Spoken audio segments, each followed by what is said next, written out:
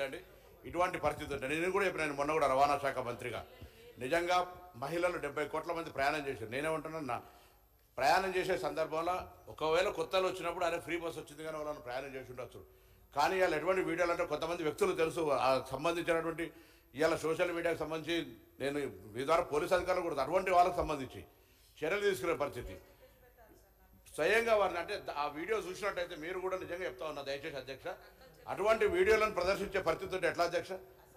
కావాల్సుకొని దానికి సంబంధించి నిన్న మేము మాట్లాడుతుంటే ఏదో ప్రతిదీ ఒక నిమిషంలో ఏదైనా ఇప్పుడు ఒక ప్రతిబంధన ఒక నిబద్ధత దారేకంగా మనం ఆనాడు ప్రభుత్వం మాట్లాడిన వాళ్ళు 100 మంది మీద కేసులు పెట్టారు అధ్యక్ష.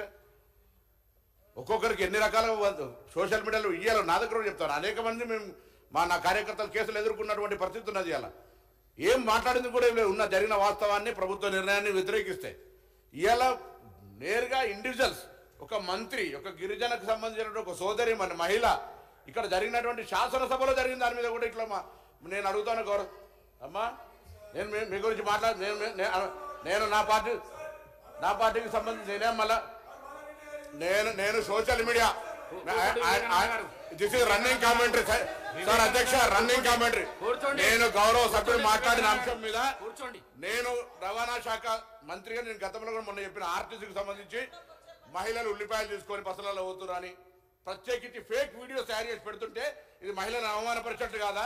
ఇలా వాళ్ళకి సంబంధించి అక్క అండగానే అవమానపడి ఏం జరిగింది దానికి సంబంధించి రోజు పొద్దున అదే ఎజెండా నిన్నటికి అయిపోయింది. నేను దాని గురించి మాట్లాడాలి ఇప్పటివరకు. మళ్ళీ మీరు నేనేమడుగుతా ఉన్నా, నేను ఆ విషయంలో మీరు ఇవాళ నిన్న ఆడికే మక్కన్ సింగ్ గారు గౌరవ సభ్యులు వచ్చి ఇక్కడ నాతోటి మాట్లాడుతూ ఫోటో తీసినని చెప్తే దానికి సంబంధించిన వీడియో చూడండి అధ్యక్ష. దానికి అటువంటి వాటి మీద నేను వారన్నారు చాలా భావస్వేచ్ఛ ఉండాలి, భావస్వేచ్ఛకు సంబంధించి ఎదుటి వ్యక్తిని పూర్తిగా కించపరిచే విధంగా ఉంటే ఎట్లా, అవమానపరిచే విధంగా ఉంటే ఎట్లా అనే అంశాన్ని తమ దృష్టికి తీసుకొస్తా ఉన్నా. దయచేసి మొన్న కూడా కొడినా మళ్ళీ కూడా కొడుతున్నా. అటువంటి వారి మీద సభలో జరిగినటువంటి అంశాల మీద కూడా బయటికి వీడియోలు పెట్టిన తర్వాత అటువంటి వారి మీద తగిన చర్యలు తీసుకోవాలి. సభా ప్రొసీడింగ్స్ను కించపరిచి అవమానపరిచే విధంగా మహిళలను వాళ్ళ మీద చర్యలు తీసుకోవాలని మీ ద్వారా కోరుతా ఉన్నా అధ్యక్ష. కేటీఆర్ గారు. స్పీకర్ సార్, ఈ బిల్ ఏదైతే ఉందో నేను దాని మీదే నేను స్పష్టంగా చెప్పింది మా పార్టీ తరఫున ప్రభుత్వం తీసుకొచ్చిన బిల్లును సమర్థిస్తున్నాము, స్వాగతిస్తున్నాం అని చెప్పాను.